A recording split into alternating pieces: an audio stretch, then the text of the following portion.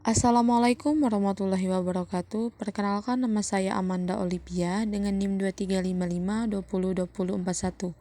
Baik, di sini saya akan menjelaskan studi kasus yang pertama, yaitu tentang prediksi produksi kopi robusta menggunakan metode regresi linear berganda. Di sini saya menggunakan beberapa import library, yaitu ada Pandas digunakan untuk membaca dan mengolah data, NumPy digunakan untuk perhitungan numerik, Matplotlib digunakan untuk membuat grafik, Cirebon digunakan untuk mempercantik visualisasi data. Library scikit-learn digunakan untuk proses machine learning, linear regression digunakan untuk membuat model regresi linear berganda. Lalu business understanding. Pada tahap business understanding ditentukan tujuan penelitian. Tujuan utama penelitian ini adalah memprediksi produksi kopi robusta berdasarkan faktor-faktor iklim menggunakan metode regresi linear berganda. Lalu ada bagian penggunaan diminta menggunakan mengupload dataset. Setelah file dipilih, dataset dibaca menggunakan Pandas dan disimpan ke dalam variabel bernama df. Lalu ada data understanding, yang dimana print df sep, yang dimana perintah ini digunakan untuk melihat jumlah baris dan kolom dataset. Dataset ini terdiri dari 5 variabel, yaitu suhu rata-rata, curah hujan, kelembapan udara, sinar matahari, serta produksi kopi. Ada juga data per passion, yang dimana digunakan untuk menghapus spasi yang mungkin terdapat pada nama kolom. Semua data ini diubah menjadi format numerik agar dapat diproses dan diolah oleh algoritma machine learning. Yang dimana data kosong ini atau tidak valid akan dihapus sehingga kualitas data menjadi lebih baik. Lalu di bagian distribusi produksi kopi, yang dimana histogram digunakan untuk melihat persebaran data produksi kopi. Di sini juga menampilkan atau menentukan variabel X dan Y, yang dimana variabel X berisi faktor-faktor yang digunakan sebagai prediktor, dan variabel Y berisi target yang akan diprediksi, yaitu produksi kopi.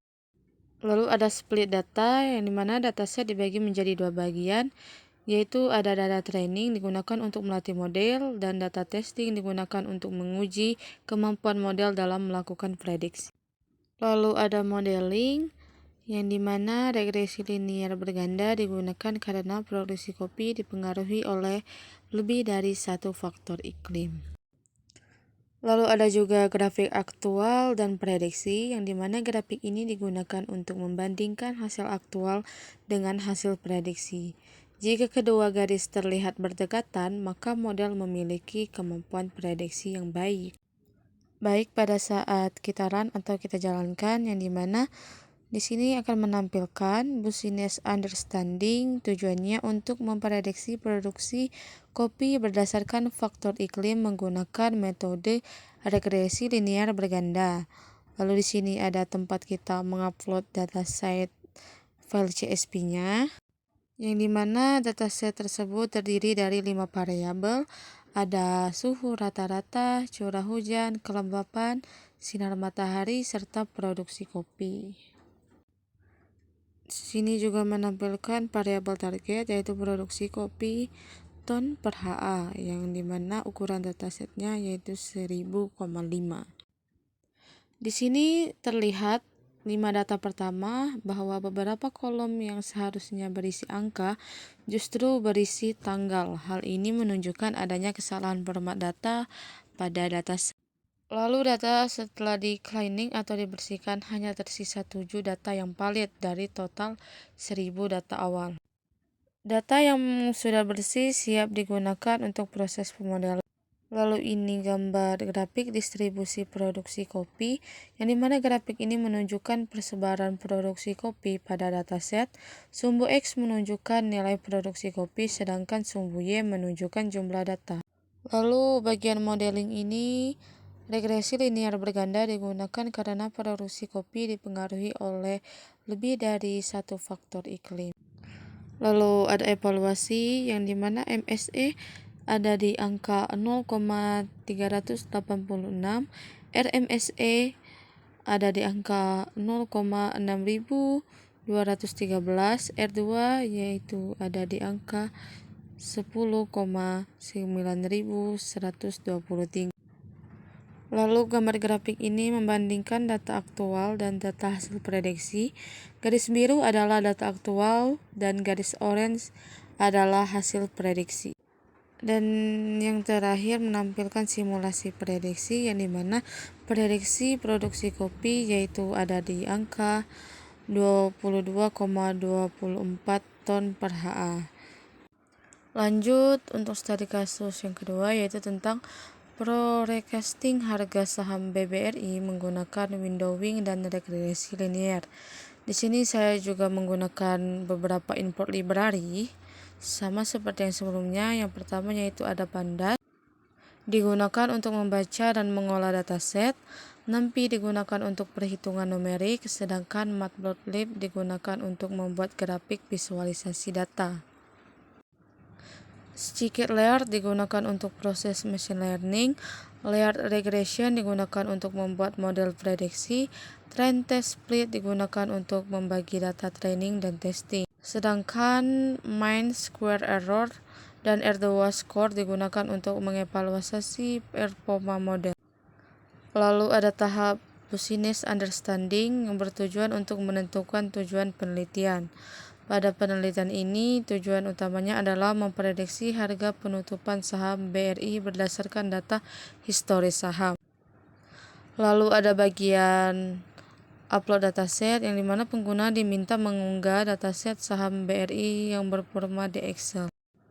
Ada juga data understanding yang digunakan untuk melihat jumlah baris dan kolom pada dataset.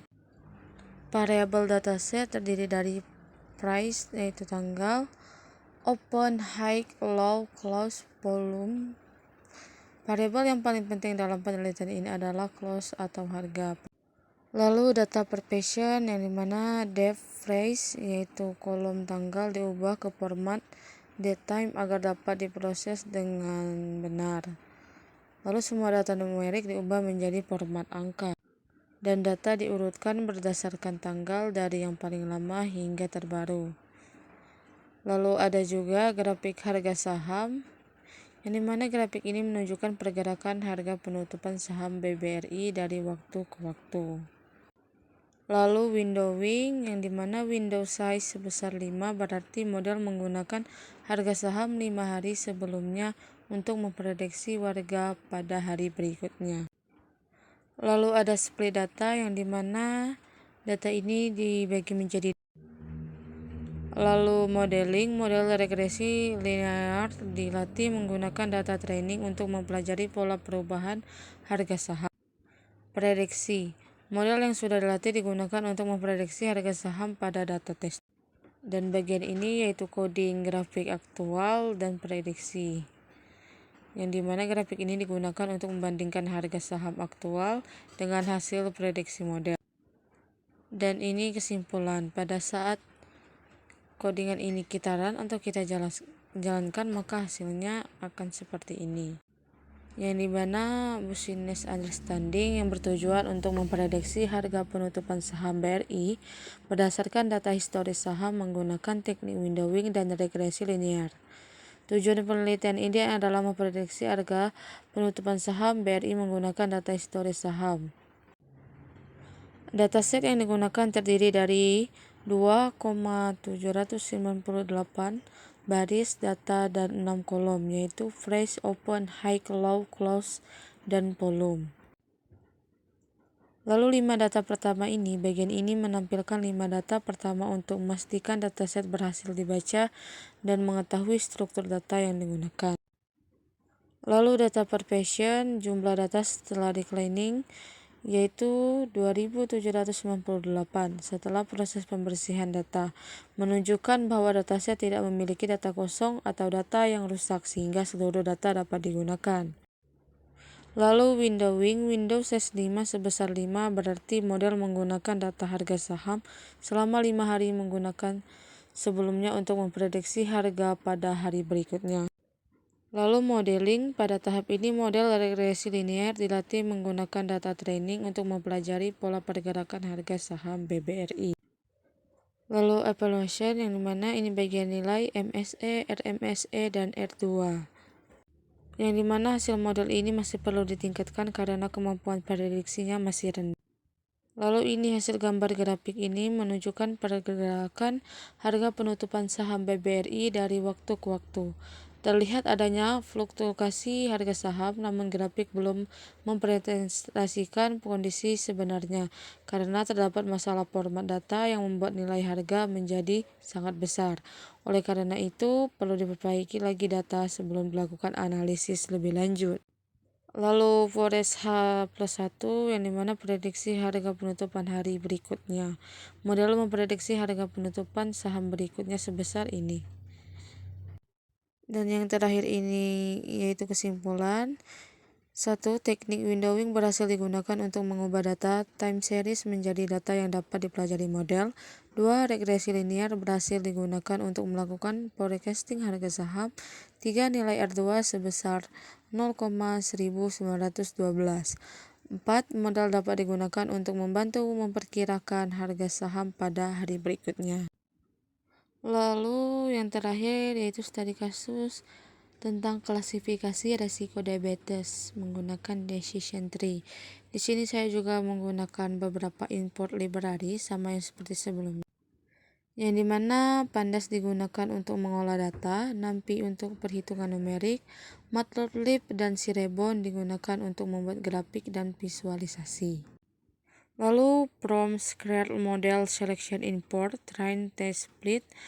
Ini digunakan untuk membuat model decision tree, membagi data training dan testing, serta menampilkan bentuk pohon keputusan. Lalu tahap business understanding menjelaskan tujuan penelitian, yaitu mengklasifikasikan apakah seorang beresiko diabetes atau tidak berdasarkan data kesehatan.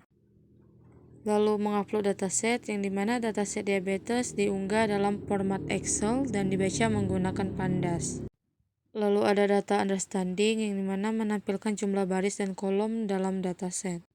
Lalu data per passion, data yang kosong atau tidak lengkap dihapus agar tidak mengganggu proses pembelajaran model. Jumlah data setelah declining. Lalu distribusi kelas, grafik ini digunakan untuk melihat jumlah pasien yang diabetes dan yang tidak diabetes.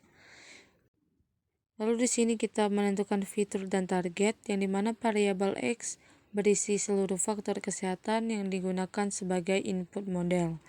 Dan variabel Y merupakan target yang akan diprediksi, yaitu outcome dan status diabetes. Lalu split data, yang dimana di sini dibagi menjadi dua, data training digunakan untuk melatih model dan data testing digunakan untuk menguji model. Lalu modeling, yang dimana di sini menggunakan model decision tree dibuat menggunakan metode eutropy untuk memilih percabangan terbaik untuk kedalaman pohon dibatasi sampai 4 level agar tidak terjadi overfitting. Lalu prediksi model digunakan untuk memprediksi status diabetes pada data testing. Lalu evaluasi model asuransi digunakan untuk mengetahui persentase prediksi yang benar. Ada juga classification report, yang dimana laporan ini menampilkan precision, recall, F1 score, dan support. Lalu convection matrix digunakan untuk melihat jumlah prediksi yang benar dan yang salah. Lalu ada visualisasi decision tree, yang dimana grafik ini menampilkan pohon keputusan yang digunakan model dalam menentukan apakah seorang beresiko diabetes atau tidak. Lalu ada fixture importance, yang dimana digunakan untuk mengetahui faktor kesehatan yang paling berpengaruh terhadap resiko diabetes.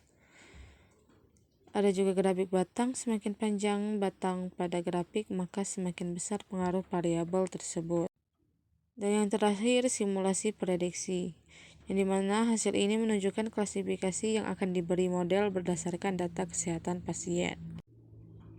Dan terakhir itu ada bagian kesimpulan.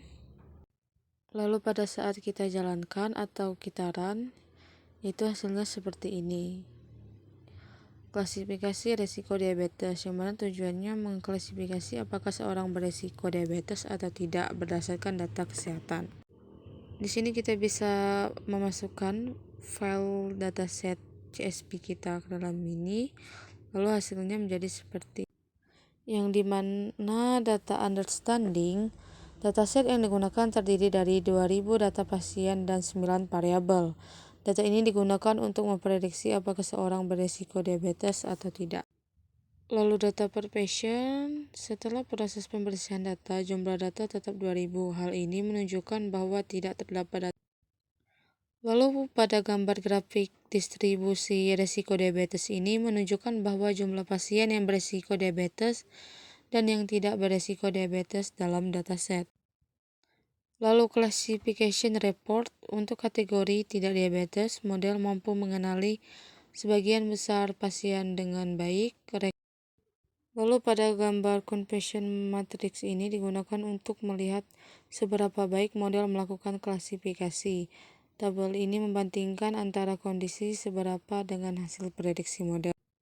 Lalu ini ada hasil dari pohon keputusan decision tree. Grafik ini menunjukkan cara kerja algoritma decision tree dalam mengambil keputusan. Dan yang terakhir, hasil dari simulasi prediksi ini yaitu tidak diabetes. Kesimpulannya, akurasi model sebesar 71,50%.